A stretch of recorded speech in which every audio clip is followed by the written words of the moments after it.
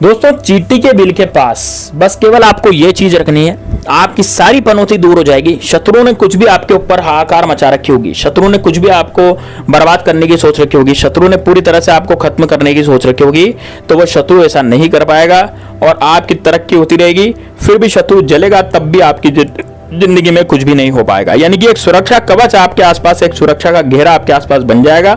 और आपका शत्रु यदि फिर भी आपके ऊपर जलता है, आपके ऊपर कुछ किया कराया करवाता है, तो उल्टा उसके ऊपर ही उसका किया कराया जाएगा। यानी कि आपका मारने केस करवाया तो वो खुद ही मरेगा, आप पर उच्चाटन केस करवाया तो खुद ही परेशान होगा, आपके घर में लड़ाई झगड़े करवा दिए तो उसके घर में लड़ाई झगड़े हो जाएंगे।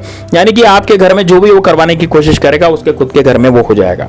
और यदि सामने से आकर के वार करता है, सामने से आकर के लड़ता है, आपको गिदड़ भपकियां देता है, तो दोस्तों वो शत्रु बीमार हो जाएगा, खटले पड़ेगा, अगले दिन आपको खटले पड़ा हुआ मिलेगा।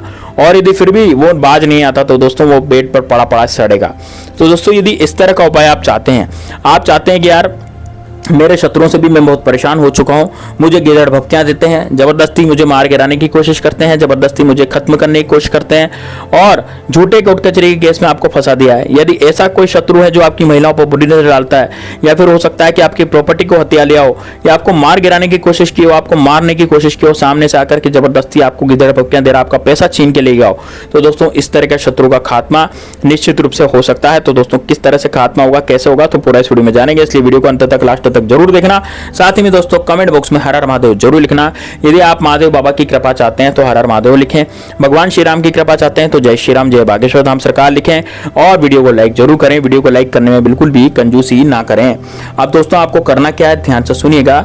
चींटी का बिल आपने जरूर देखा होगा, आपके घर में होगा, आपके घर में नहीं है तो कहीं पेड़ के नीचे बैठा होगा, पेड़ के नीचे नहीं है तो किसी बांबी में होगा, मतलब कहीं ना कहीं चींटी के बिल दोस्तों आसानी से मिल जाते हैं। तो चींटी का जो बिल होता है वहां पर आपको यह प्रयोग को करना है। अब इसमें सामग्री बताता हूं। सबसे पहले तो मैं आपको बताता हूं कि दिन कौन सा होना चाहिए।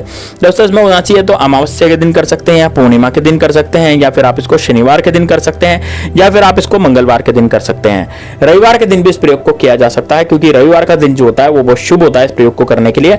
इससे आपके सारे शत्रु खत्म हो जाते हैं। लेकिन शनिवार मंगलवार के दिन प्रयोग करने से भी लोग, हमारे शत्रु जो है वो खत्म होते हैं। तो दोस्तों आपको करना क्या है, सबसे पहले तो आपको लेना है एक गोला। आपने नारियल का गोला देखा होगा दोस्तों, नारियल में कच्चे नारियल की बात नहीं कर रहा, डाढ़ी वाले नारियल की बात नहीं कर रहा है ना। एक तो होता है लेने देने का नारियल जिसे डाढ़ी वाला नारियल बोलते हैं, है ना। एक होता है नारियल पानी वाला नारियल जिससे का पानी पिया जाता है, हरे कलर का नारियल होता है। मैं नारियल के सूखे गोले की बात कर रहा हूं, जो नारियल का गोला होता है जिसे हम मेवा बोलते हैं, यानी कि नारियल का गोला। अब आपके यहाँ पर आपको नजर आ रहा होगा चित्र में कि किस तरह का नारियल का गोला होता है, तो उस नारियल के गोले की मैं बात कर रहा हूं, है ना। तो गोल गोल गोला होता है एक नारियल का, तो वो नारियल का गोला आपको लेना है ना। तो आप चाहें तो अपने छोटा वाला गोला भी ला सकते हैं, ऐसा नहीं है कि आपको बड़ा गोला ही लाना है, छोटा नारियल का गोला भी चलेगा। तो छोटा नारियल का गोला लिया है तो ज्यादा अच्छा रहेगा, है ना। उससे क्या होगा कि आपका एक तो खर्चा बचेगा, भाई कम पैसों में आएगा वो छोटा नारियल का गोला, और आपका कार्य पूरा सध जाएगा, आपके दुश्मन जो है पूरी तरह से खत्म हो जाएंगे। दोस्तों इसमें आपके पितरों की भी कृपा आप पर रहती है। यदि आप नारियल का गोला जैसे मैं आपको बता रहा हूं उस तरह से आप यदि डालते हैं तो निश्चित रूप से दोस्तों आपके पितरों की भी आप पर कृपा हो जाती है, उससे आपके दुश्मन जो है पूरी तरह से नष्ट हो जाते हैं। क्योंकि पितरों की कृपा यदि आप पर रहती है तो आप धन धान्य से आप परिपूर्ण हो जाते हैं, और आपके ऊपर पितरों की कृपा होने के बाद, आप धन धान्य से पूर्ण होने के बाद दोस्तों आप पर शत्रु भी कुछ नहीं कर पाते, क्योंकि आपके आसपास सुरक्षा घेरा बन जाता है।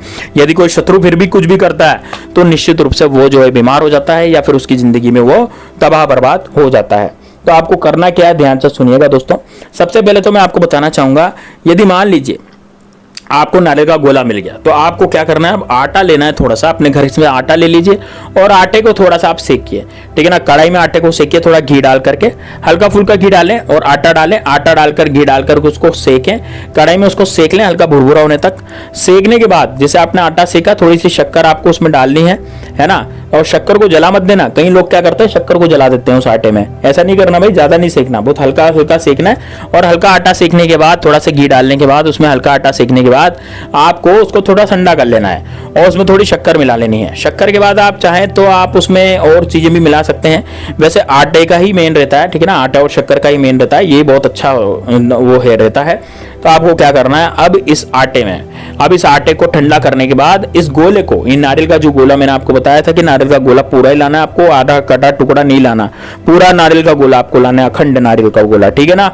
उस नारियल के गोले को आप ऊपर से काटें, ऊपर से कहां से, बीच से नहीं काटना, उसको ऊपर से काटना है, यानी कि ऊपर जो चोटी होती है ना उसकी, वहां से उसको काटना है। ऐसा काटना है कि उसमें गड्ढा दिख जाए आपको। नारियल के अंदर गड्ढा ही होता है, नारियल के गोले के अंदर, तो वो गड्ढा दिख जाए। अब उस गड्ढे के अंदर आप क्या करें, शक्कर और ये जो आपका जो आटा था, भुरभुरा आटा जो आपने जिसको सेका था, उसको आपको उस नारियल के गोले में भर लेना है। उसको भरने के बाद वो शक्कर ही भर लेनी है। उसको भरने के बाद ये जो कवर है उसका जो ऊपर का आपने निकाला था ना वो भरने के लिए, उसको वापस लगा दें इस नारियल के गोले को और आटे से आसपास बांध दें, यानी आसपास चिपका दें आटे से। इसको चिपका दिया, थोड़ा सा सूखने के लिए रख दें।